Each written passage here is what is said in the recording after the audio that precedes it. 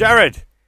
Johnny Katz, mate. How are you? I'm good, man. Thanks for coming out. Thanks for inviting me down to your nice little apartment. This is beautiful. Thank you. You're the first comic that found my door without ringing me on the street going, I don't know where it is, I give up. You said to me when I opened the door, there's a correlation between the more creative being able to be like the less sort of, what is it? Practical? I think something like, because you're in the military. Oh, you used to be in the military. And I think that discipline and that logistical process of breaking things down, organizing yourself, you were able to find my apartment door. Call me crazy. I went on to Google. Yeah. I put in your address. It came up. It came up with a map. I looked at the map and I went, oh, I'll go there. And I thought about the whole thing in advance. So I'm a genius. Throw it around if you want. Yeah, the other side of the spectrum is the more drugs a comic takes and the more aloof he is or she is, they're ringing me out in the middle of the street going, I give up, I don't know where your fucking place is. I'm in Abbotsford. Yeah. So how you doing, man? I'm good, man. I'm looking forward to where we're about to head off to a gig in, where was he, 3.5 hours away? Yeah, it's I think it's north of... Bendigo, yeah. Yeah, Kerrang. It's where I like going out to those gigs. I was going to ask you that. Yeah, you do, don't you? Yeah, it's fun. Like, you got to chase the crowds, right? You do. Those people aren't these people. All people are different, right? Yeah. Have you noticed a pattern in country Victoria or country gigs? They're more you can't fuck around too much with your setups.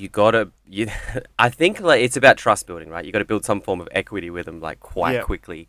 I always think that you got to identify relatability really fast, and I think these audiences like they'll happily listen to you, but they won't go with your weird premise. Yeah, the less weird, the better. They not first. Like if you like say, let's just use the 10-minute like sort of set as an example. Like if you can get them on the in the 4-minute mark, and you're punchy, and you got them laughing or whatever. Like you've seen one of them, and you've done a bit of crowd work, and you've shit on their friend, and they like that.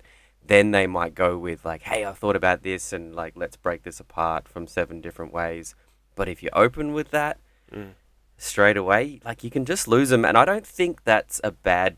I'm not saying that as a way of being like they're not with it or they're not smart, because they're not. They're just simpler.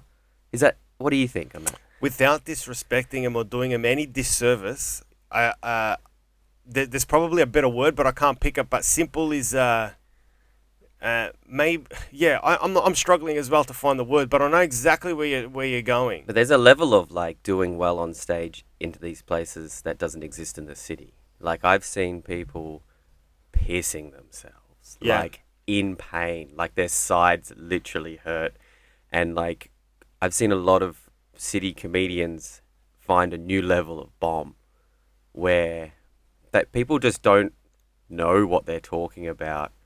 And they lose respect, and then someone in the audience will talk back to them, and they'll say something, and then everyone loses it. And it's like there's a new level of pain down there too. Yeah, and that's really humbling for a lot of people. I don't think everyone can do it straight away. I don't think so either. It's a different skill set. Yeah, it took me a while to get used to it. Evan Hocking does a lot of them, so he's good at it. He's very, very fucking good at it. He gave me a few at the beginning to sort of break me in, and I started finding at one point in time I was dying so horribly. I've died a lot, bad deaths in country, and what do you think changed the switch for you? What was that switch? Changing my setups to just give them funny jokes in the beginning, and then start going down the path of. I take mushrooms occasionally. I smoke a few joints. But they'd love that, wouldn't they? They do, but not straight up. Yeah. Like, whoa, make us laugh with some quick jokes, you know? Yeah. I don't know how I'll approach it tonight because I'm on last, so it's easier. I can see what bullets get thrown at you guys or how you guys deal with it. I'm going to MC, so like I'll generally try and spend some time with the audience beforehand. To get a gauge? I might even go table to table. Yeah. Just say, hey, this is what's going to happen. And so then when I go on, like I've kind of warmed myself up on a personal way. Just let them know, like, hey, it's going to be all right. Because a lot of people out in these country places too, they still think comedy is what they see on YouTube in like the heckle sense. So they won't want to sit up the front. Yeah. They won't want to do this because they're scared. And like, I don't know about you, but comedy's very rarely like that. Yeah, but I can understand the audience. Like, if I went and saw a gig, I wouldn't sit at the front. Yeah. But just know enough. I'll try and So when I first step on stage, it's okay with them. I might even like stand at the door as they're coming in. I don't know what they're going to do, if they're going to have dinner or something, but I'll just try and do a bit of that, and then I'll go out and I'll be So is just this as before the hacky as I gig? can for 3 minutes. Yeah, Is this before the gig? Yeah. You'll greet people. yeah. Yeah, that's a fucking great idea. Well, it's not for me. It's for the acts, right? Yeah, but you're also breaking the barrier that. It's just that- like it's okay. Like I just want like it's they don't know what's going to happen, and that's jarring. So it's like I might just pop to a table and go, "Hey, you going? Like, how did you find out?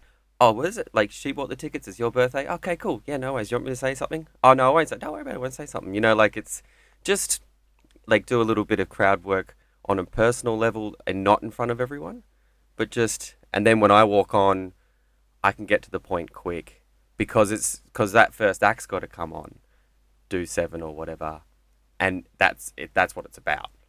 You know, I think hosting and emceeing in a like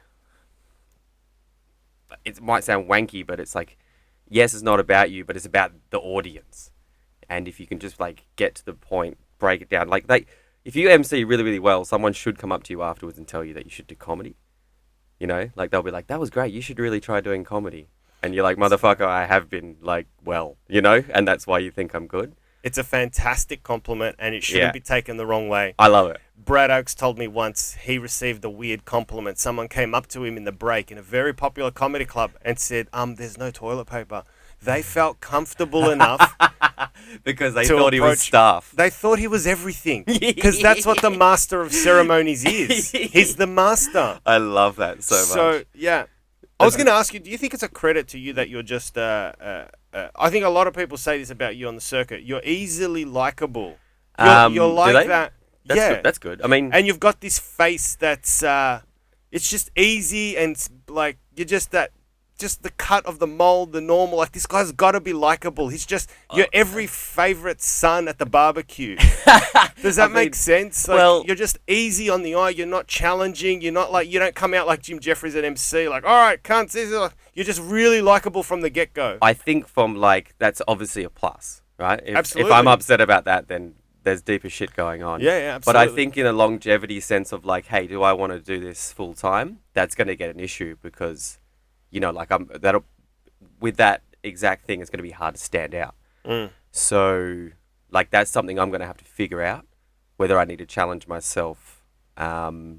Well, how long have you? Sorry, How long go are we on. doing comedy? Yeah, how long have you been gigging? Just ticked up 5 years. Oh wow, that's nothing. Yeah, with the COVID break in there too. So Oh wow. So, yeah. probably 3.5. stage time, yeah. But I've been going hard. I Yes. work very hard. You Every do. morning I get up. I generally get up and write every day for at least until I'm done. You know, you don't stop until you finish. You stop until you're done, right? And you just like, I don't know. Like I really want to do this. I think most people are No, you scared say to. I don't know, but I think that's just really a comma. You do know. No, I do. Yeah, you're right. Actually, You fucking Johnny. do know. I know exactly what I could do. You Yeah. know exactly what you want. Well, this is the first thing I love. You know, like it's outside of like people or like I love this. You know, I've done a lot of shit things in my life. I've done a lot of shit jobs. I've done a lot of things I've thought I wanted to do that I was passionate about. I used to be a chef. So I was in the military. Then I left that because I was in there for 7 years. We'll get to that. But then I became a chef because I was like, I wanted to create. And it was something that I was really enjoyed about. And I wanted to run a restaurant that was like sort of highly regarded. And like, if you talk to me in that time, there wasn't any other goal. Like I hit that hard. I finished an apprenticeship and ran a restaurant in like 6 years. Like I just did it. And as soon as it was highly rated, I quit in like 6 months. How old are you? I'm 5 next year. Wow. But like I got my goal. Hmm. And then there was nothing left.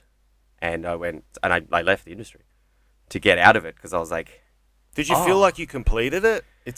I mean, I could have gone further. I mean, like our restaurant just got listed in the Good Food Guide. And like I could have then gone, I want to do something else and get a chef hat, like all these wank things that like are some form of prestige. Yeah. But like I worked hard on that, harder than I'd done on anything. Like I think everyone wants to be on Everest, but you got to love climbing, right? That's a good one. So you Yeah. and I Who says that? I don't know me and Jarryd Goundrey does. That's a great one. and I just wanted Everest and I at the With end cooking. yeah, and I got it, and then I was like, I can't climb any longer. Like, and then with something with comedy, like I can do this every day. I could do this 4 times a day. I could do 4 gigs a day. I love it. I love everything about it. I love comedians. I love hanging out. I think comedians are the best people in the world. Like they're twisted and they're funny. You know, like if I was at a funeral and there was another comedian there, like I'd just hang out with them. You know, and we'd have a good time. I love everything about it. I love it's so challenging. It's difficult. It's so unnecessary. Like the fact that like we're even speaking to each other now on microphones means there's too many people in the world. Like we shouldn't do it. We should be toiling in a field. You know, like we're privileged, man. Like we're fucking great. It's the hardest thing in the world I've done. I think it's the hardest. I was in the military, right? Yeah. This is harder. This is so much harder. This is like I fucking dug a hole for 3 days and no sleep. Bomb on stage, fucking like yuck. Like it's so difficult and it's wicked because you can't clock it. It's unclockable. It's adrenaline. Like you can't clock comedy. So let me before I unpack that, let me talk about why you walked away from chefing. You just felt you didn't want to cook anymore. You just felt like you achieved that goal. I think there's something in like the 10,000th meal you make for someone else where you just go like I love cooking. I still do. Yeah. How does that differ to stand up? Because stand up you're creating each night you're creating something different. Like a chef, you're creating a different meal. Is there more of is it just the chemicals in the brain that are involved with stand-up? It's a wilder rush? Not many people I really associate or know this about cooking, especially in a fine dining sense, is it's like a adrenaline. You know, like kitchens are full on. It's a team, it's time-based, there's problems every 4 minutes. Were you a head chef? Yeah. So I ran a restaurant in Richmond, and before that, I worked at a 2-headed restaurant in Fitzroy that was like insane. You know, like dinner for 2 with wines is like $500,000, and that was proper insane. Like I like adrenaline, right? That's my entire life, and yeah, like you see sort of like chefing's become really cool, but for every cool people you see on telly, there's some guy having a fucking cigarette on a bin, you know, like at the back and. You know, guys that are heavy drug use. Was there violent moments in a kitchen? Yeah, like verbally, definitely. Yeah. I mean, physically, not so much, but like, man, verbal and emotional violence is amazing put downs, like just really derogatory shit. Yeah. Yeah. Yeah, big time. I've seen stuff like that. It's and freaked me out. And it hurts people's feelings. It destroys them. Greatly. Yeah. They want you out of the kitchen unless you're rock solid. And I came from the military, right? So I was like, giddy up, let's go. You want to? Nah, man. Like this is cool. Like I can join in. You know, like I was invincible in a kitchen for a bit. You know what I mean? Like I was like an ultimate team guy and like a leader. Because like the military, I joined the military when I was 18. Right? I didn't creative. You want to go on the other end of the spectrum? Army.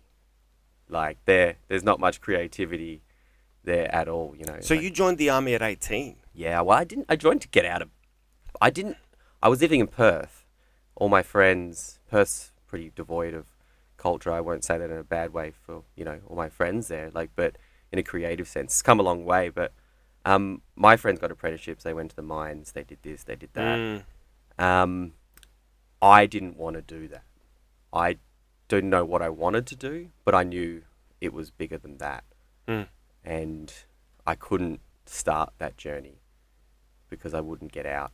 You know, I'd have two jet skis and a fucking ute and a missus that I hate. I've got every Marvel film on DVD. You know what I mean? Like I didn't. Their life. I've got a room with like action figures. Like I didn't want that. I didn't want to go to like. I didn't say to the missus like, "What are we doing today?" "Oh, we're going to fucking the shops again." Cool, love Westfield. I didn't want that. Yeah. So I went to the quickest thing I could think of, and like I don't know, it just got out of control. I went to literally the recruitment center, watched this video, and they have this video, and it's amazing. They cut together like really quick edits, of like people shooting machine guns and then like high-fiving each other like Like at the Top Gun pub. music? It's wicked. Awesome. Like I was like getting kind of hard, and like they're like, hey, just sit and watch this thing for like 20 minutes, and it's like, like it's amazing. Like it would have cost them so much money to So make. that came along like a portal to another dimension. You were like, Well, I I can just- step through and go. And I'm this, out. I have joked about this on stage, but I sat in a room with this dude who was like massive. He had like a rack of medals, and he just kind of like looked left, looked right, leant into me, and he's like, mate, do you know how much like pussy you're gonna get? Like, this wasn't in the brief, but he was like, I can see, and my eyes exploded. My brain was like, what's the fucking catch, mate? You mean I could shoot guns and get laid? Fuck. And like, I couldn't tell you that it was the furthest thing from that possible. Like, you just go to Really? some dead shit place, and there's like no women anywhere, and the ones that are hate military people. And I was just thinking, like, that guy lied to me. So you joined at 18, right? Yeah. You were sold instantly on that bio. Uh-huh. Then you enter the military. From the moment you entered, how many days, weeks, or months before you realized, oh shit, I think I fucked up?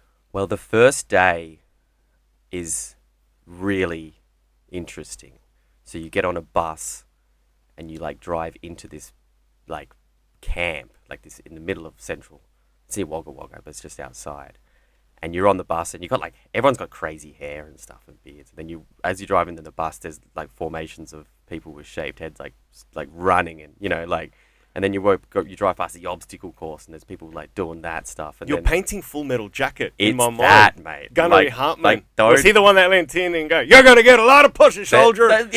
It's every stereotype you've ever imagined, and then you got to stand there in like civilian clothes, and like people that have been there 4 weeks are like looking at you like you're a piece of shit. They're like, look at these civilians, and Already the hierarchy started. exactly right. Fuck. And then they just line you up, and like they do teams. This is what's amazing about it. They just because they want to break you down, and I don't agree with the whole thing, but I've had so much distance from it. I know what they're doing, so Yeah. like hours, right? And, you know, talking about the chefs and belittling people, like, they say some crazy shit. They're like, you are not cut out for what you're going to do. Leave now. This is some boot camp. Yeah. And then some guy will do that for half an hour, then a fresh white person will come in. Do they walk? Do some people walk off the line and go, yeah, you're right, fuck this, I But signed... yeah, they do. They cry. I've seen dudes cry. The first night's really interesting. Like, Fuck. it's a really That'd be me. It's a I'd really cry. interesting reaction to see people start to laugh. Because they'll go, like, right, like, I'm talking an inch away from someone's face. Been like, I haven't seen anyone that looks like you get through. You're going to fail. Call your mum now and tell her that you're coming home for like half an hour, right? And then someone will laugh. Private Joker. 100%. Full Metal Jacket. Private Joker, what's funny? I'm going to fuck you up. And like people will laugh. It's a defense mechanism, right? And then 3 people will get on them, and they do this thing in front of everyone. And they just break you down, and they do like group punishments. They make you discipline each other. Oh, they make you turn. You know, like, so they do this thing. They're like, all right, you've got 3 minutes, and I want you to get changed into this uniform. And the task takes 5 minutes, right? So you don't have enough time. So you go, goo, goo, you come out in fucking 4 minutes 30. And they're like, they just pick the guy that's the least. And they're like, all right, because of this guy, you now got 2.5 minutes, right? And then this guy, he's not going to do it with you. He's going to sit there in this chair in the middle of this, like, where everyone sleeps and just watch you do it. And, like, then it just goes on for hours. Like, you make your bed, and then they come in and they just rip it to shreds, and then they do Really? it again. Yeah, it's insane. I've always had this picture in the military when they make your bed, it has to be extraordinarily taut. The sheet has to be 20-cent perfect. coin needs to bounce off it. Is that true? Yeah. They actually fucking do that. 100%, yeah. And they got like 30 centimeters for like where your sheet goes from the pillow, and it's like they come in with a ruler, and you got your jocks and your thing, and they got to be 10 centimeters by 10 centimeters. Your jocks, you got to fold your jocks 10 centimeters by 10 centimeters, or they come in with this like stick and they just like trash the whole joint, right? And it's amazing, and it's funny because like you got to stand there like stiff, and they're like just just destroying the joint, right? But these guys are just people, right? So I left I'll get to this point. I left because I had to go do that job. You know, like I'd spent 7 years in. I was going to get promoted. I was on the cusp of going. hang on a second. Sorry to cut you. You're jumping forward. When you're folding your underwears 10 centimeters, 30 centimeters, were you aware of the psychology? Because as a comedian, we have this amazing ability to stand back and look in and write about a situation funny. Like, did you at that time go, then they're just trying to break me. I understand this. I'll just play along. I won't let it get to my head. I know what they want me to do. Fold it this way. Make a coin bounce off the bed because they're just trying to psychologically break me down and reprogram me like code. It's fine. I get it. Absolutely not. Not at that stage. Were you now, hurting? yes. Okay, but then you were hurting. You were Pain. like, why are they doing this? No, I was like, I need to get this 10 centimeters by 10 centimeters, you know? And then we found out later they had fucking dodgy rulers, right? So you get this ruler and you're like, this is 10 centimeters by 10 centimeters. Well, they got their own ruler, right? And they come in, oh, there's fucking 9.5. They go, what's going on here? And you're like... They're fucking with you. They're trying to break you.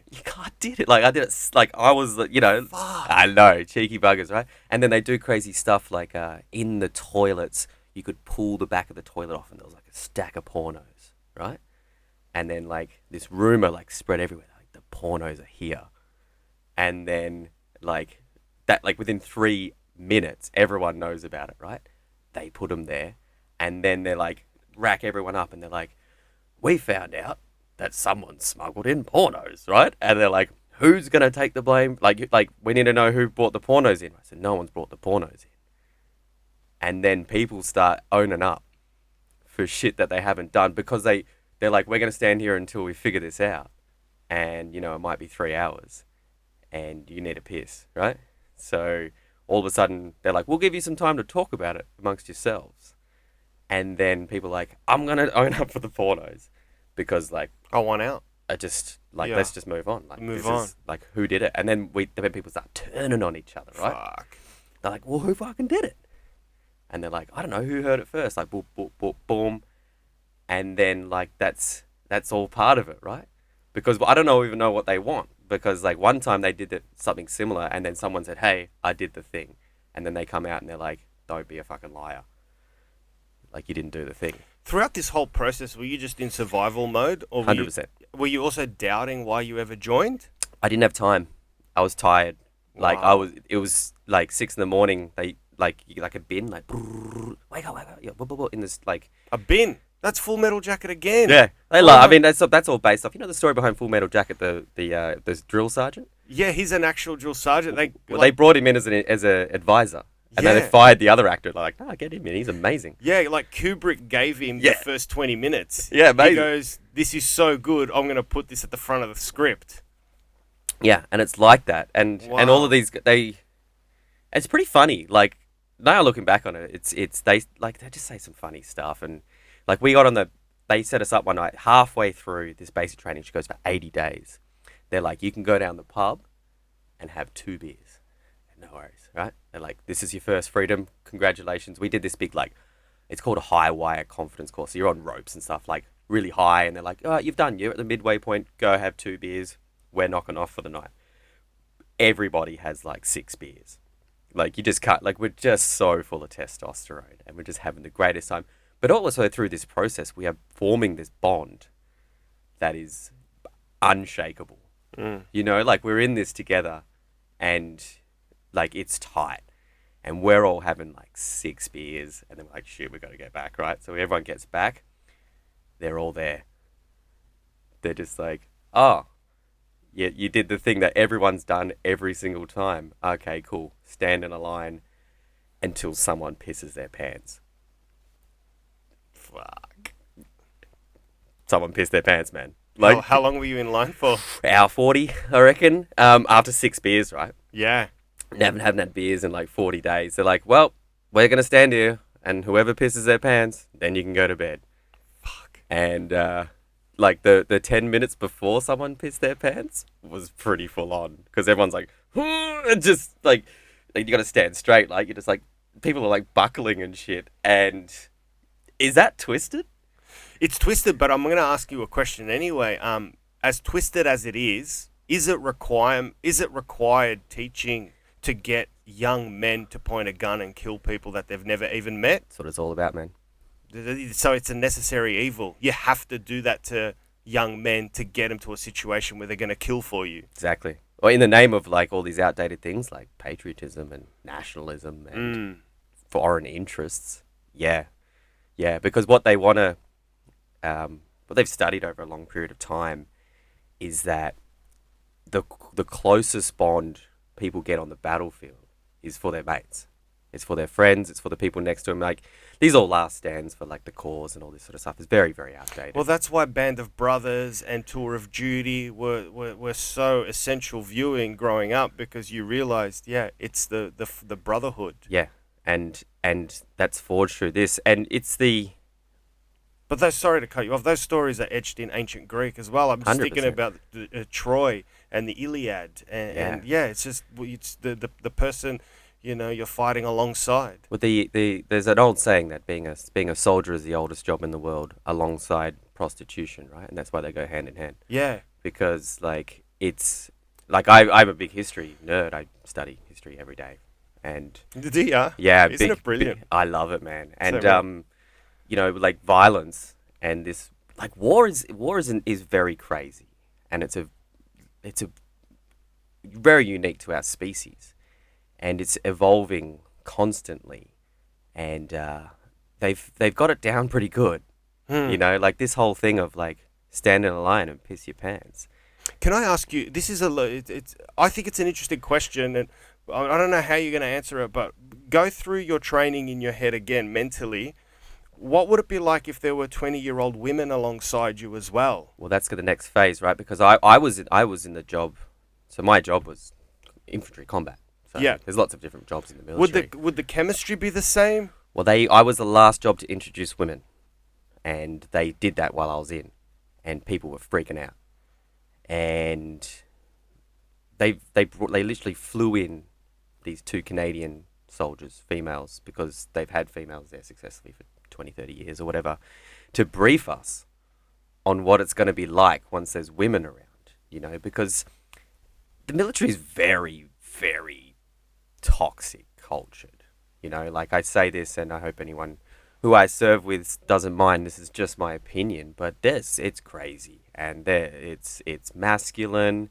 It's probably quite racist in its ways. It's very, very conservative, and when they were saying they were going to have women coming in, it blew these people's minds. They were like, what's going to happen when they have their period? Like how does that work in the jungle for 30 days, And Well, you shit in a foxhole. What's the difference if you no one bleed had an in one? answer. Yeah. Big deal. Like, oh my god, it's not going to fucking work. And there's this old like sort of mindset that I think it's a good thing that females don't have what it takes to kill, which is good. That's definitely a positive. I And think they people were- do though. I think a human being has the capacity to kill when he's pushed or where she's pushed. Why you went to? I think all people are crazy. Like I in 2006 or 7, I went to a country called East Timor with the United Nations mission there, and that place fell apart Yeah. at the seams. So and Is this that is when what I think. Indonesia was coming across? They have brief history. Japanese occupied it after in 1975. Got its independence from Portugal. Indonesia literally invaded the next week. Fucked the joint up hard, and 100,000 people were killed. Not many people talk about that, but then they got their independence in '99, and then Indonesia left, and they left all these like militia there, and just to fucking kill people and just chop the joint up in there. And then in 2006, there was like the government fell apart. That's why we went back there the second time. And what happened? They had a functional society that the currency fell out. So then they couldn't pay anyone, right? So they couldn't pay anyone. Then the police, the ambulance, the fire brigade left. And there was like this little country that was new with lots of like wounds, like tribal wounds. Like, oh, like 20 years ago, that guy killed my dad. Like this just under the surface, right? Shit. With no cops. No money. Great. Money doesn't mean anything. You got $10,000 in the bank? Not anymore. It doesn't matter. It doesn't mean anything, right? You know what does mean stuff now? Your daughter. I'm going to take it. Going to sell her. Get some sex slave, right? Shit just gets spicy real quick. The whole place just falls apart. And I think that can happen anywhere, right? Because that's human nature at its worst, right? And then we came in like after the fact and just like helped sort of settle the joint down. And it's like, I think that's in everyone. But going back to like, I think the world in general is moving into like, we're in this sort of big transition because women are now getting a voice. Mm-hmm. Never really happened, right? Never. And that's going to change everything, probably for the better. Like, it'll be like this weird pushback, and then it'll just be this calming mind of like differences in opinion, because like men are crazy. Like, we have big egos, and like I've seen that. Especially old men as well in power, because they're on their way out. What do they fucking care? Yeah. That's what frightens me the most. The older a person is. Yeah, it's just like look at anything that's ever happened in history, and it's like it's all male pushed. I'm not saying this like from like a feminist point of view, being like, ugh, men, but it's like that's just what's happened. And now the world's moving into a point where there's just going to be more perspective. Well, yeah. And it's going to be interesting. Like, I don't think it's going to be any less violent. I just think it'll just be different. I don't know. What do you think about that? Yeah, I think to go back on what you said about, I think it's just another voice in the mix. Males often tend to be mostly testosterone driven, angry driven, and I think another opinion, another voice is better. It can't do any harm. I just don't know how it plays out on the battlefield in the front line. Well, is it exactly the same? Do you fight for your brother, for the lack of a better, or sister? I mean, if they're taking a bullet for you, you take a bullet for them. You all protect each other. Does that affect the chemistry? I don't think it does. I mean, there are gay soldiers. They don't stop and fuck their gay soldier mate. No, they're busy trying to fight a war. So, you know. Yeah, I think it has to be the same. If anything, I think some people will fight more. You know, because there's more human. There's more human elements of it there. I don't know. It's interesting. I mean, hopefully, touch wood, that influence will stop more wars from happening in the first place at the diplomatic level, right? Yeah. Do you know much about what's going on with China and are they coming close to the Pacific Island? Like, I mean, I guess do I think the next big war is good? Like, what do I think about China? I don't think is it going to be a big war with China, or is that just I wouldn't think so. Is that just Rupert Murdoch and his bullshit? Well, I think like China's undoubtedly totalitarian and sort of yeah. like quite sort of evil in their approach at the top level. I think the Chinese culture is amazing. If you look at like what's happening in the world at the moment, is you've got sort of like this decline of the American superpower, and it's sort of like happening in real time in our generation. Like, never in history has there been a time when one power has been declining and another one has been rising that there hasn't been a conflict. It's never happened like that. That is, there's a philosophical sort of like term for it, and they call it this effect, and it's always led to war, right? So the idea is like, if you just look at it from a military or a tactical or strategic point, America's like, if they say, look, we don't want to be overtaken, then at some stage they're like, well, we're going to push these guys while we're still ahead, because if we wait until after the fact, it's all over, right? But America's the sole superpower at the moment. There's three ingredients that happen to become like a true superpower, and one is sort of like projection of power. Can you project your power to other people? Something that only America can do right now. You know, China's doing it economically, which is like this new brand of warfare that's going to be amazing. That and cyber, you probably won't even have to do any troops, right? Because you look at like if you can literally drop someone's economy, so it becomes so bad that they're like, you hit the negotiation table and get what you want without even doing anything. Amazing power, right? But the big one that I don't think will stop China is rise. This is just my opinion. There's nothing powerful about the Chinese culture at the moment. It's not very attractive. You know, the American culture is super powerful. Hollywood, fashion, like across the world, everyone's done it for a long time. Nobody wants what China's got, right? It's totalitarian. It's very restrictive. And after a while, the Chinese people that you can only stop the internet for so long, right? They don't let them see shit. I think there will be, before the time when it gets a real punch on between China and the rest of the world, I think that people are going to rise up and go, no, we want a bit of change. We want more. I agree as well. I think the ideology is flawed. Yeah. And that will be its ultimate unsustainable undoing. Correct. Okay. Yeah. Same thing, North Korea. All of these, you can't censor anyone anymore. No. They won't take it. And this is a growing trend, you know, like this is why I feel sorry for like COVID in a way, because like a lot of like after the fact, a lot of great things have come out of like plagues. You know, like the exact society that we live in now is a response from the Black Plague. Like they killed 80% of the peasantry, right? There's 20% of peasants left. All of a sudden, people are like, we don't have any peasants, so I'm going to take yours. I'm going to pay them more money, and then they're going to go, well, we'll just shop around, and all of a sudden, people became rich. And before that, it was just you were rich or you were poor, and now poor people became rich, and then like for 200 years, they just started like making money, employing their own people, like creating their own class system.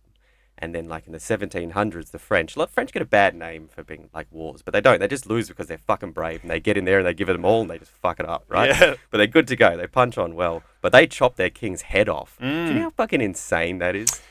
In the street. In the street, And yeah. every monarch in Europe collectively shit themselves. Yes. Because they go, holy fuck, they've figured it out. I think the anti-vaxxers are doing that today in front of Parliament in Victoria.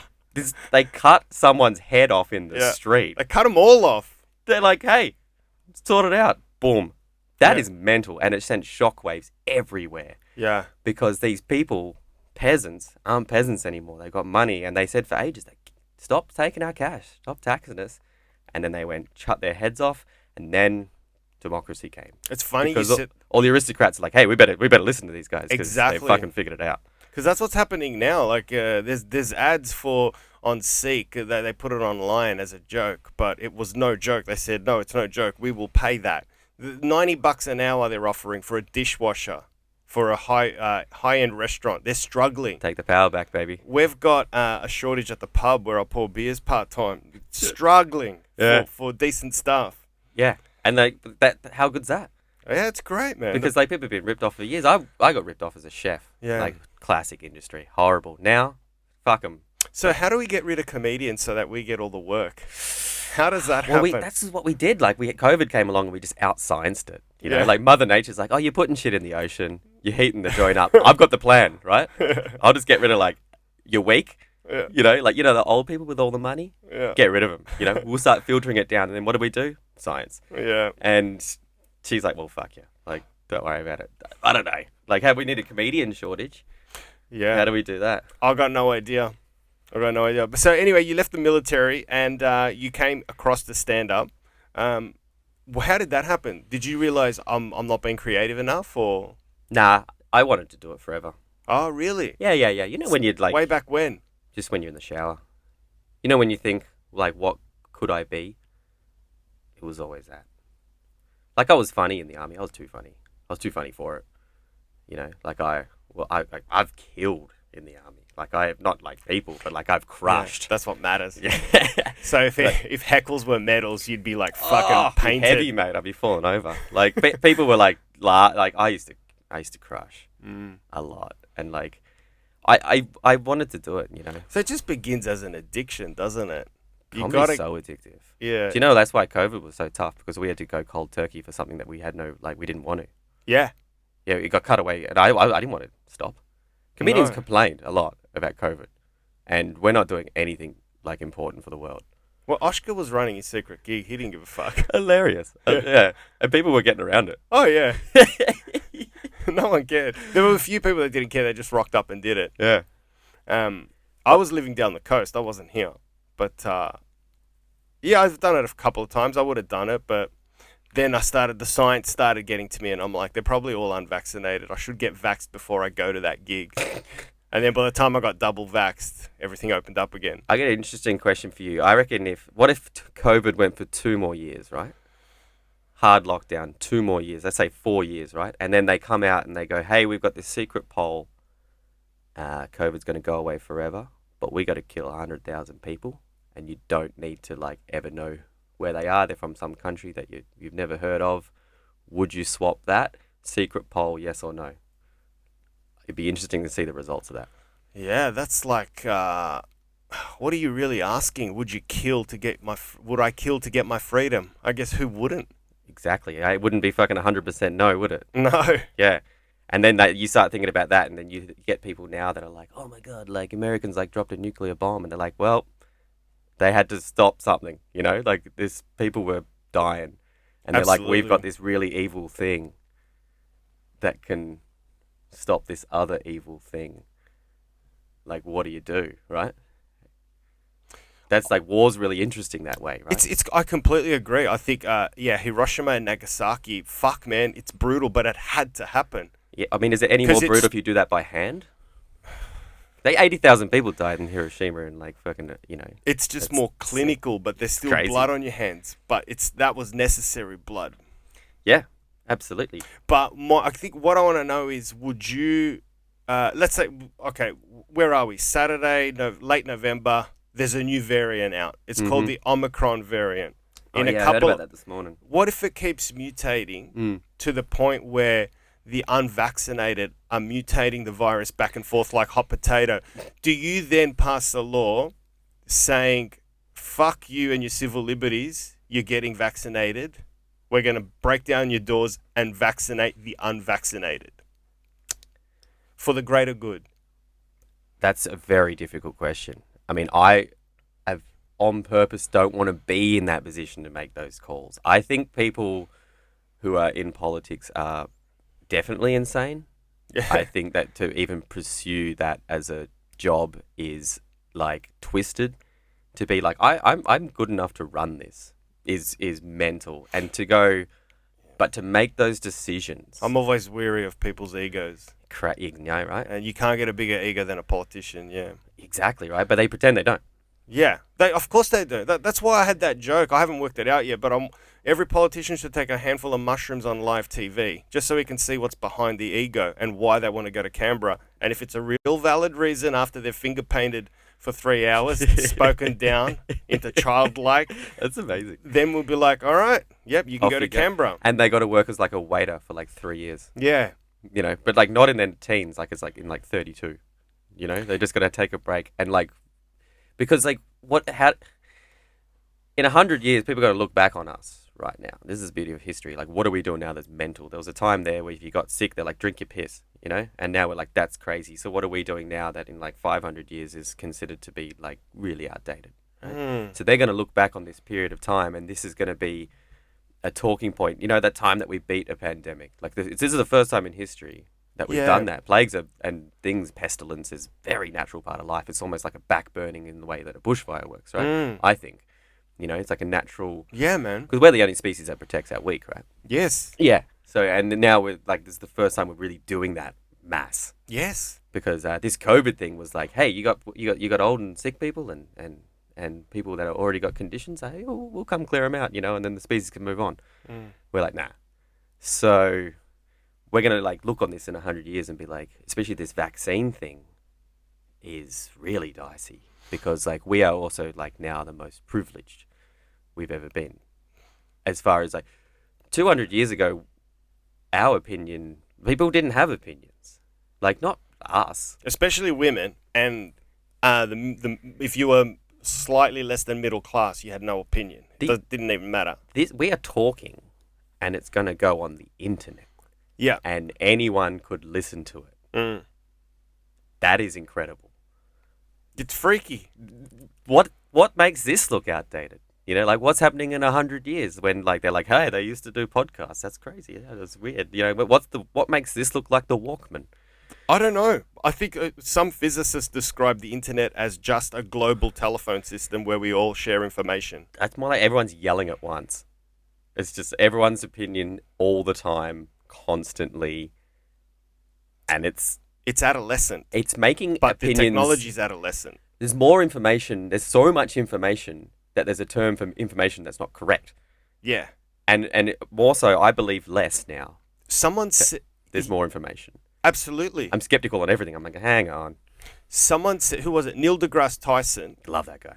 He said that there needs to be a shift in the school curriculum at a young age, in primary school, how to decipher good information from not fact.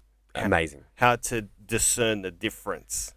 And I think that's crucial because that's what we're going to need because we do live in an ever-increasing, over-communicated society. I can say anything right now and I can make it sound like it's the truth.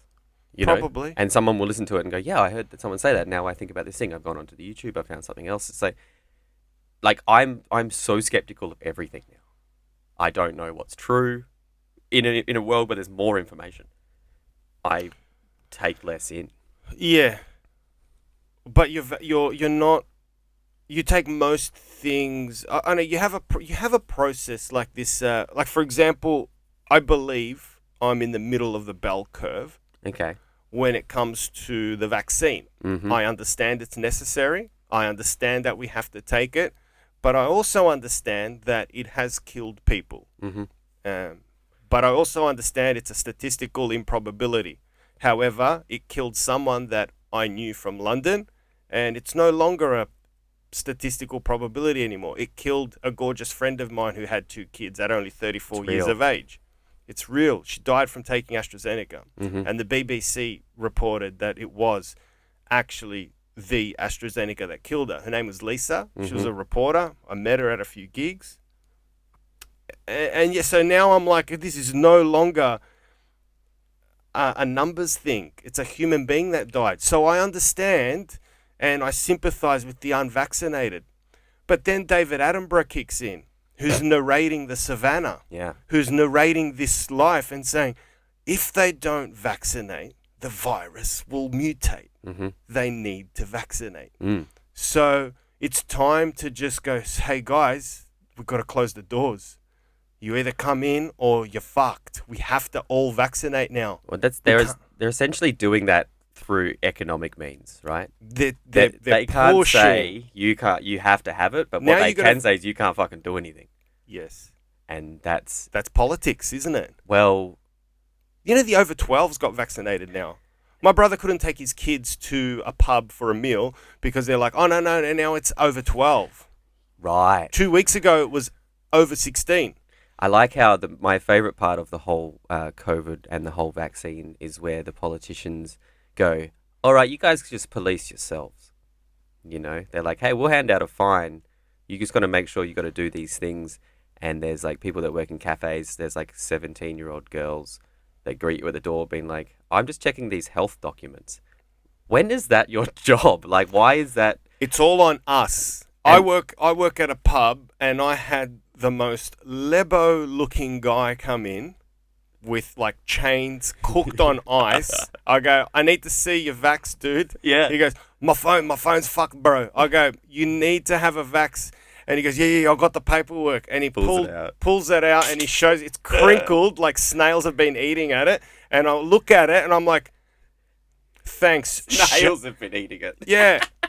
So I look at his fucking vax certificate. Mind you, he's the most lebo-looking guy you've ever met. I look at his vax paperwork and I'm like, thanks, Shane.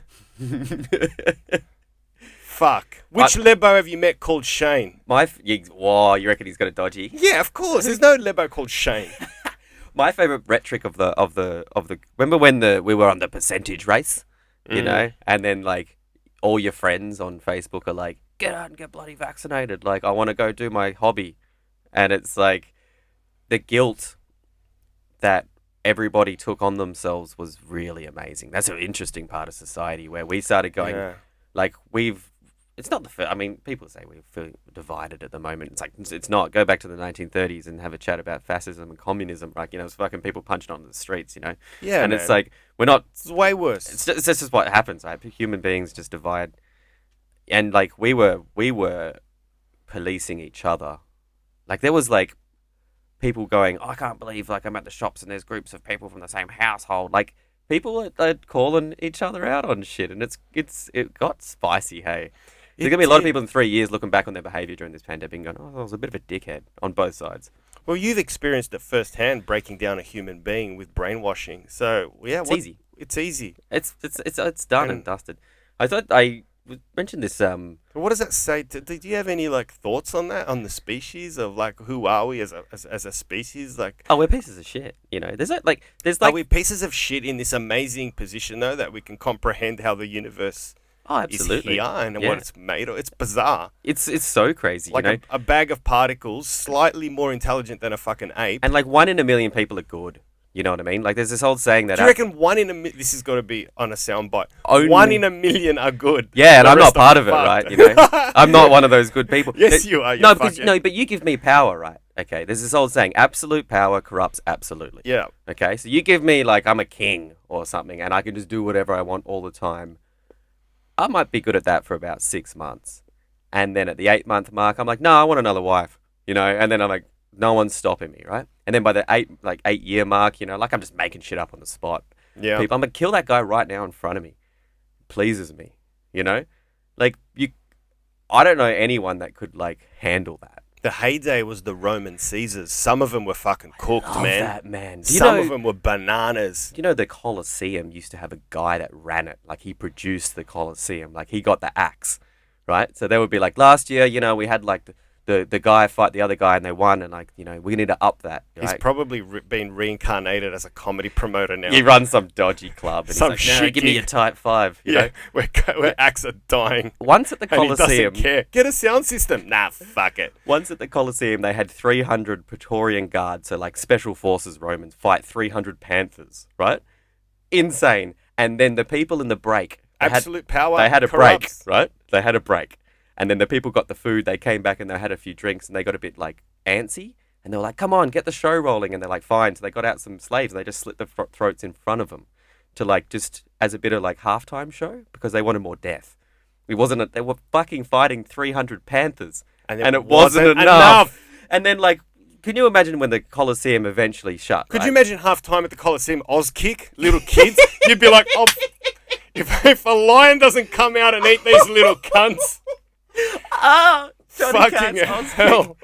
It's crazy. Because you like imagine that we're in the Roman age, right? I'm like, what are you doing on Saturday? I'm like, I'm going. I got tickets to the Colosseum, right? I'm like, you gonna come? I got a spare one. My mate couldn't come. I'm like, fuck yeah, how good is this? Yeah. We'll go to my place first, have a few wines, bit of opium. Let's fucking go, right? Yes. It's a big day, you know. Yeah. Like it's a. You've probably got like your guy that you've been following for a couple of years. You're like fucking gluteless, fucking Maximus. I'm loving him. Like he's good. He's in form.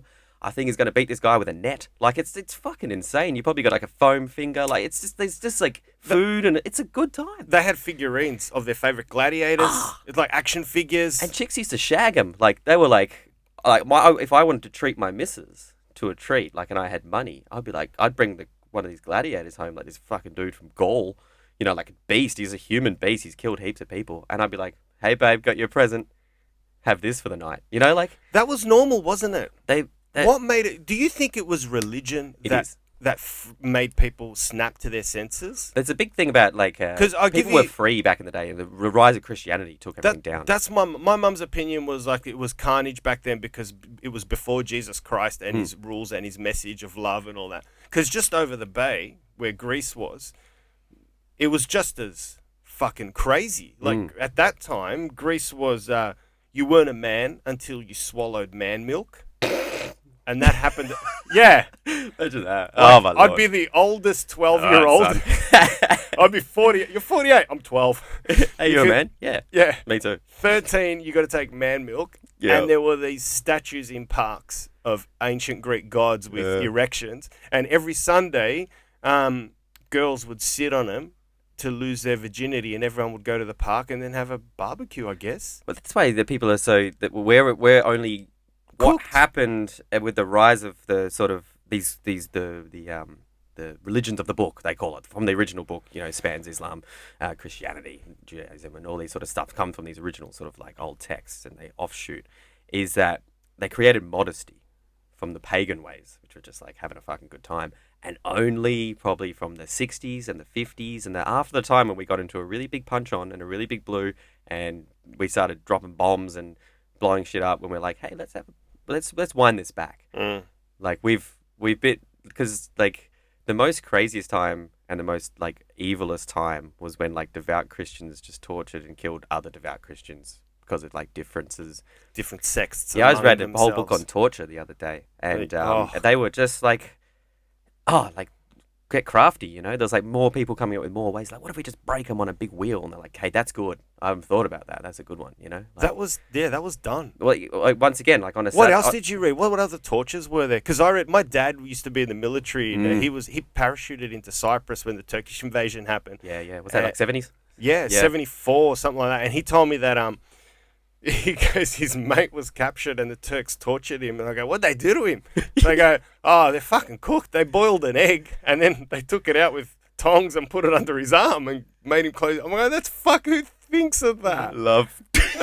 What the fuck? That's cool. funny. Like a conversation about what should we do? Should we cut his fingers off? Like, no. He's like, I got it. I got an egg. Boil an egg and then put it under his arm. I've been waterboarded, so I don't know much about waterboarding. But Who waterboarded you? well, just the fellas, like because we were like practicing it, right? Because it's simulated drowning. That's what they call it, right? And So they lean you back in a chair like a dentist? essentially, you get like a gym chair with a decline, right? And you lie backwards. That's a big key part of it. Wet cloth over the face, and then you just got to stream it. You don't have to pour a lot of water. Common misconception. Just on like the nose and the mouth, and it feels like you're a kid at the beach and you're caught in a wave and you don't know when it's going to end. So then the real good beat is you go, I might do it for 8 seconds, then I might do it for 40, then I might do it for 2, then I might do it for thing, right? And you get on YouTube and watch like really tough people get waterboarded. A lot of like UFC people have done it and stuff. They last about a minute and a half. Like it is the most uncomfortable and horrible thing, and it doesn't leave any marks. And it's but it's super psychological because it messes with this like fight or flight, but the only option's flight. You think you're dying, and it triggers all of these things in your brain that goes, I got to save myself, right? So you talk. Do whatever the fuck, man. Like I don't want to do that ever again.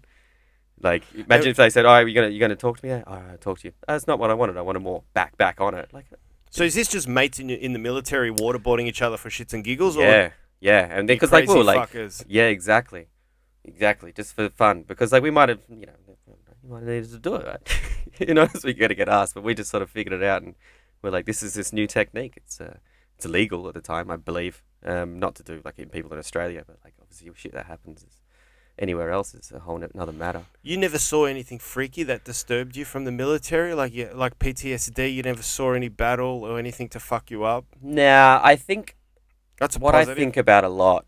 I saw when I was overseas. I saw a lot of poverty. I saw a lot of what's changed. I think about it every day.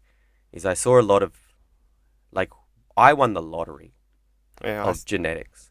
Yeah. Like I just came out of my mum in Perth and I'm like, it's already good. I said that to my mum this morning over coffee, man. I shit you not. I said it this morning. I said, we were talking about the boat that capsized in the English Channel, killing the migrants. Yeah. That were trying to get to England. I said to her, we won the lotto, mum. I was born here. And all right, you were born in Greece, but you managed to get here.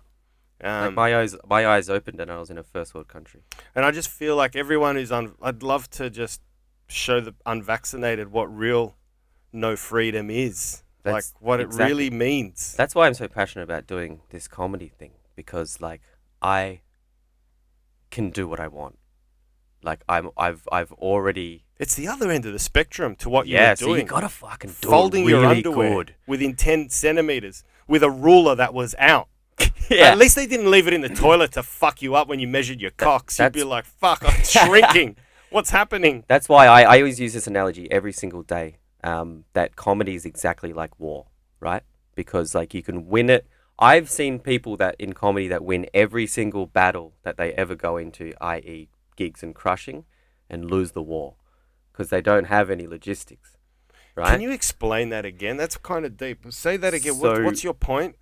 Comedy I missed all that. I apologize. Or getting goals or doing anything is exactly like war, right? Because you look at any war that's ever been won or any combat, it's whoever can outlast the attrition, who can produce, who can make things happen. And you can win every battle and you can lose a war because you just can't do it. I've seen people do comedy for 10 years that are really good and they don't get anywhere because they don't have any logistics. They don't have they can't find a gig or they can't make a post. Like they can't get ahead because they can't get any ammunition to the front. Like it's like you gotta be like a one-man army in comedy. Like no one is helping you ever. Your friends will help you enough because they're busy being their own army. They're just busy, right? And it's like you can crush all the time. You can win every battle, but you need to win you need to outproduce. You need to have logistics, right? You talking about off stage? You've got 100%. There's got to be a driving force that you're trying to get headline gigs in bigger clubs, or it's got to be 6 times bigger than actually being on stage.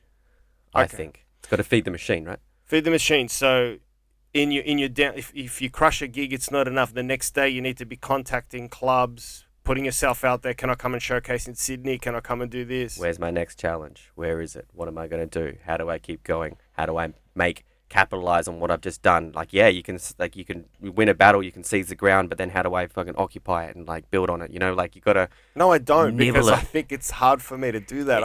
I focus on my material, as you can clearly see behind you with my whiteboard, but I don't have I don't know where I want to go. I think I just have this picture in my head that I'm 65 and my material is just a little bit deeper and somewhat more funnier. When you go, I'm fascinated by your comedy, by the way. How so? It's wicked. Thanks. It's really wicked. But I see it as a work in progress, because I see my goal is to be like 20 years from now, how much better will I be? I can't wait till I get to that. Why?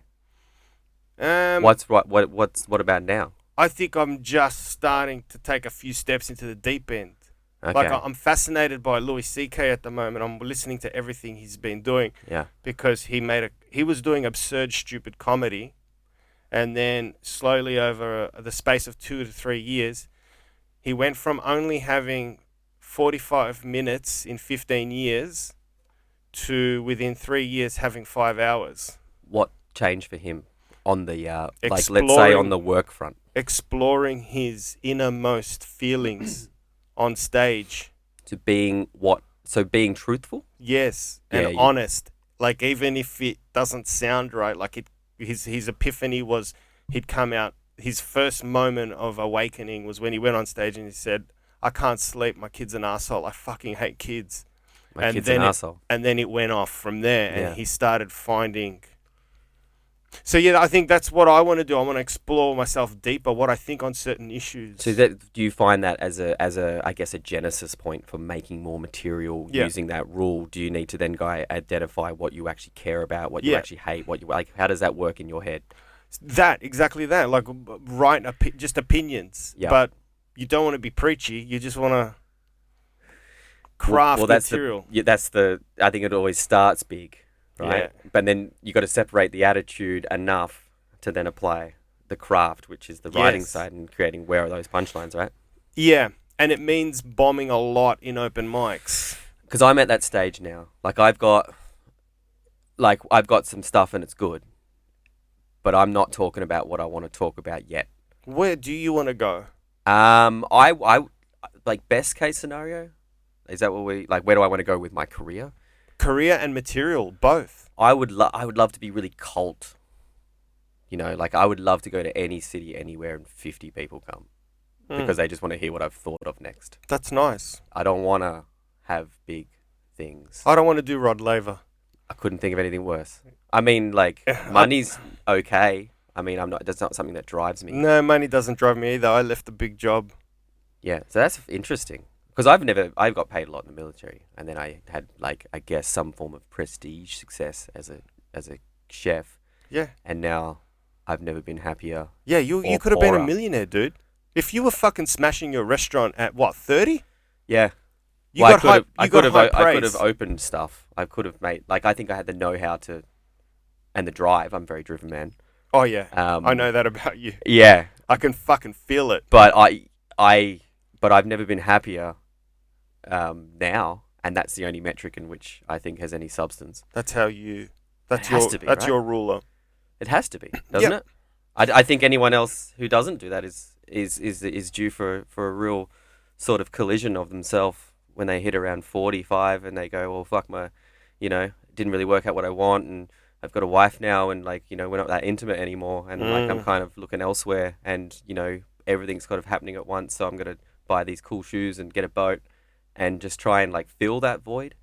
I think best case scenario for like my life or our lives would be to never have that moment where I need to fill it with something that I think will give me happiness, which will then probably compound and create more problems. Do you think it's also a fine line? I think you can't be too driven, because if you're too driven, you become like a Spartan. You're all about comedy, and there's no real life happening. Yeah. There's no, for both of us, I'm speaking on our behalf, there's no female love interest. There's no extracurricular activities, no Yeah. hobbies. And do you know what I mean? Like that happened to me in London for a while, where I just became a fucking gigging machine. Yeah. I like looked in the mirror like a soldier, and I'm like, I will gig every night, and I gigged every night for 6 months, and by the end of it, I was cooked. I try and mitigate that now. I keep my private life private. So like even on social media, I just use it for work. You know, these are the gigs I'm doing. Hey, this is what I've been up to. Keep my friends, keep my, you know, what I'm up to on relationships. Just keep it all away. It's you know, I do things for myself. So I'm heavily interested in lots of things. So yeah, you believe in a balance. Like you've got to have that Well, that's happening. for me. Yeah. That's my part. You know? Yeah, but in that place, you get material, don't you? And then you bring it across the Absolutely. bridge to the stage. Yeah, well, I add the absurd into the real. Of course, because what happens is, if you become like I did, a road comic, Yeah. what happens? Like, remember the 70s in America? Comics were just talking about airlines, food on airlines, Just shit. hotels, because that was their fucking life, That's all they day did. in and day out. That's all they did. And that's where I started becoming freaked out in London, because I was traveling so much, living out of a suitcase. My material became gross. And then I moved back to London and my life happened, Became gross. I love that. and I got deeper. I'm a big watcher. I walk a lot. Walk a couple of hours a day. I like to look at nature. I look at trees sometimes. I'm trying to do more of that. You get comedy from that. I just wrote a bit yesterday, and it's nothing yet, but there was a snail on the road, and I was like, this guy's gonna get run over. So Yeah. I picked him up and I put him on the other side of the road, and then I couldn't think. For 6 hours, I thought that's like the equivalent of me going into like light speed for a bit, and then I'm like, his life will never live up to that ever again. He's gonna try to tell his mates. He's like, fuck, man, we couldn't believe it. I flew like at the speed of sound, and then I got picked up in here. He's gonna get depressed. You know, like his wife's gonna leave him. Then how do I like deal with that problem that I put on this snail? You know, like I'm gonna try and relate to him. I'm just gonna, the rain comes out. I'm gonna attach myself to a bin, just trying to get close to him. You know, like that's a like, good bit, man. Yeah, I just thought of it yesterday. You could even but- say like he's there at the spot again, waiting for that rush. Oh, yeah, he's like, come on, grab my shell, you know, like, and he's gonna try to explain to his wife, you know, like what happened, and he's gonna walk in, and she's fucking his mate. She's like, I thought you were gonna be here tomorrow, you know, like he's just like crazy. He's gonna be homeless, end up as a slug. Like it's just. I'm biased, but I find it fascinating because I've got snails here in my driveway where there's, as you can see, there's 15 cars parked, and when it rains, they're all on the driveway, and I'm What like, are they doing? You cunts are fucked. You're stupid. Get off. I'm obsessed with partying too. Like I think partying is amazing. Like I think those snails, like, what are they getting up to? Like, are they just like, oh, this is amazing? Like if I could go back to any time in history and party, I would go to like the opening of Stonehenge. Yeah, right. Like everyone in the immediate like vicinity is there, you know, like it took 3 generations to make, just so like the moon can like align with it. Did it take on a 300 certain- years to put They together? dragged those stones from like 100 miles before like the wheel. Like it was fucking insane, right? And then like you just get there, and then like there would have been an orgy, there would have been like a feast, like that would have fucking gone off, wouldn't it? Yeah. That's where I want to go. Take stuff for syphilis though.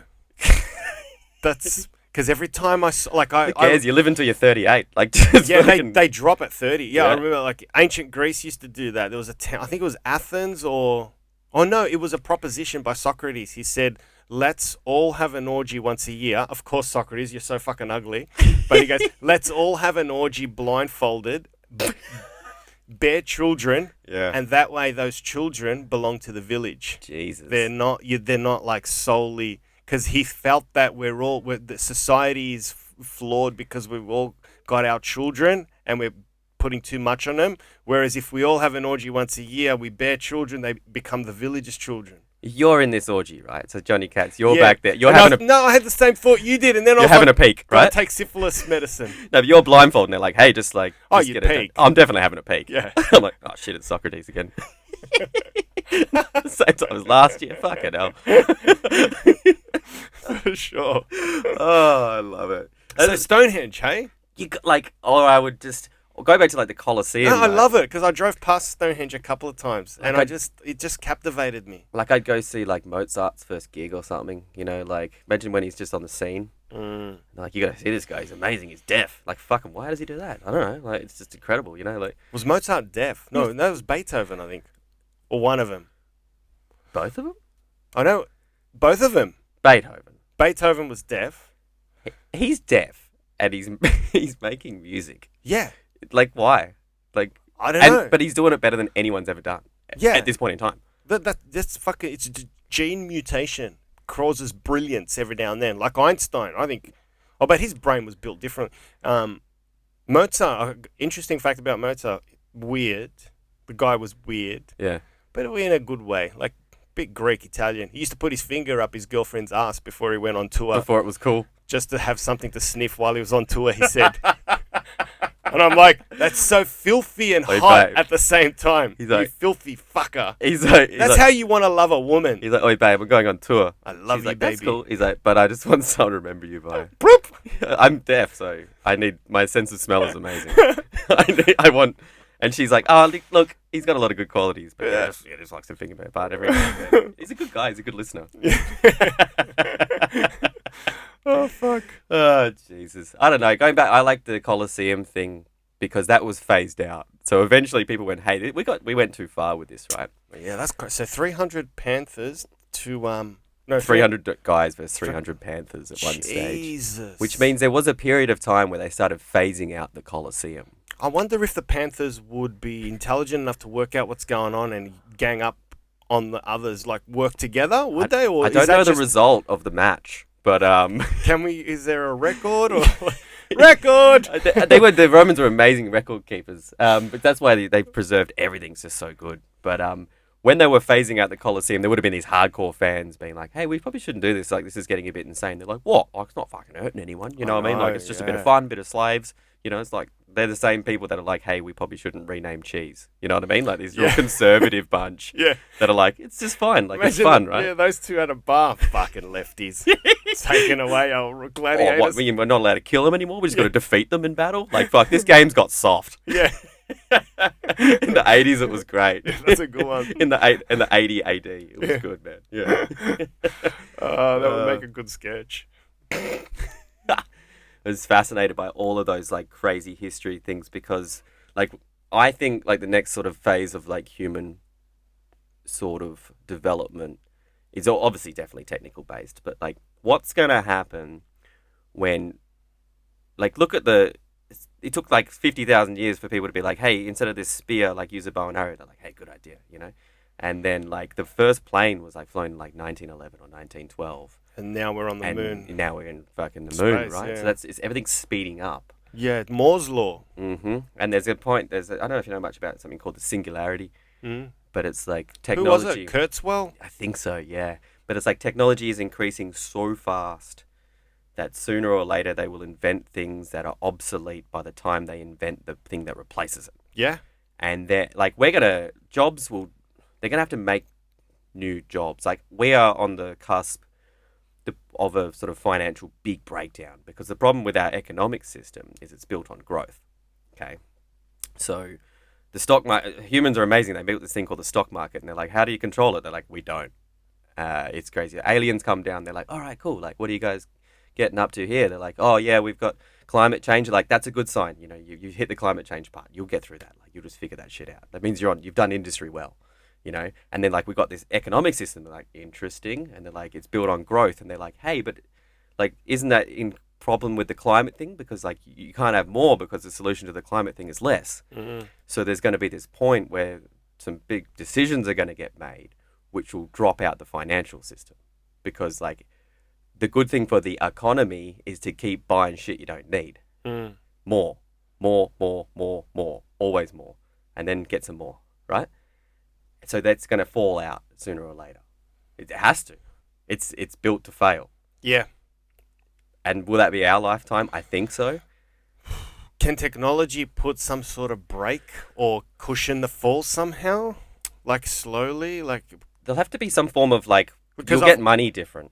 Like there's nothing wrong with this planet that can't be fixed by what's right with it. Absolutely. So we could find a way to steer the ship away from destruction? I think so, yeah. Yeah? But like... So you're optimistic at the end? We can do anything. You know, we're gonna like it'll take a long time. It'll be last minute, but we'll figure it out. Shit might get spicy. You know, like when people lose all their jobs, because if push comes to shove and they're like, we can't do that job anymore, you have to stop. What are those people going to do? Yeah, they're the new peasants, right?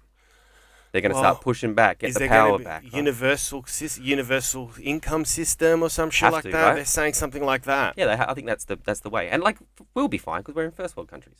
Okay, what's going to be really tough and really bad is for the developing world when they finally get to where we are now in 50, 60, 70 years and it's time to change. Then guess what? They're back to where they were because they're outdated. Maybe, yeah. And that's the way it is. And that's the way it's going to be because that's the way power works. Power is, you stay in power by pushing everyone else down.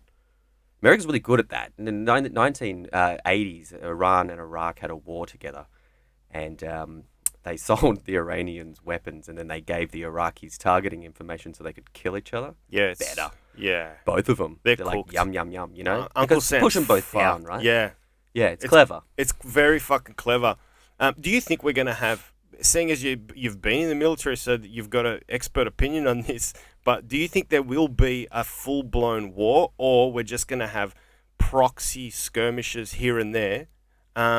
And if there was going to be a serious war, it won't be bombs, it'll be viruses and stuff like that? Like, why level a city with bombs when you can just release COVID plus? Mathematically, yes. I mean, what happens when some crazy good hacker that just wants to see the world burn just gets into the nuke system? Yeah, man. And causes like a problem? That means they have to, like, once the wheels of the human lawnmower start up that new war, very hard to stop. Very. And like that, like, can happen through accident.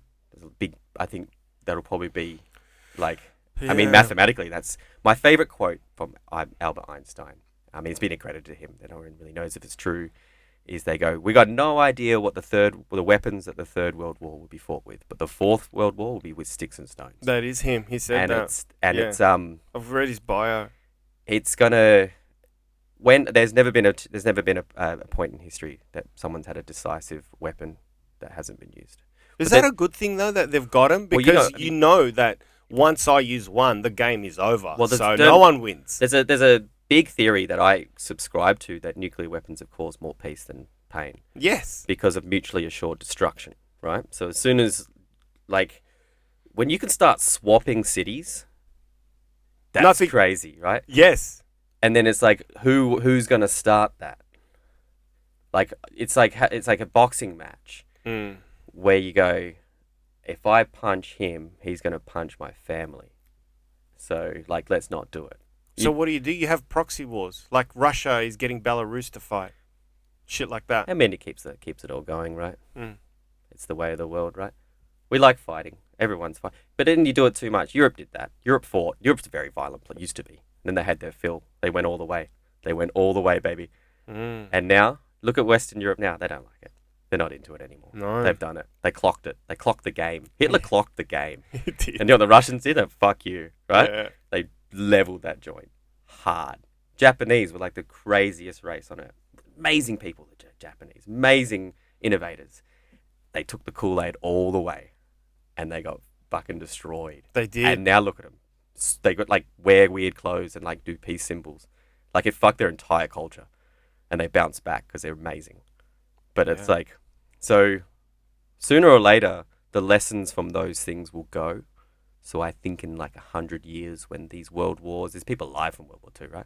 When that is just kind of distant, young people start getting testosterone again. Those young people turn into old people, start making decisions. The cycle repeats. Off you go, baby. We got to go to Kerrang. Got to do a gig. Thank you so much for coming in, man. This was a pleasure. It was a great pleasure. I like you a lot. We got to have... I like you too, man. All right, we're going to end it there and Pash. I got to get you back on, man. There's so much more to talk about because I love history as well. And I didn't really get into your stand-up because you're structured like myself. You're disciplined like myself. You got whiteboards as well. And I'm interested in finding out how you work on your material. But we have to go to Kerrang, so we'll save it for another time. Thank you very much, Johnny. Cheers, bro.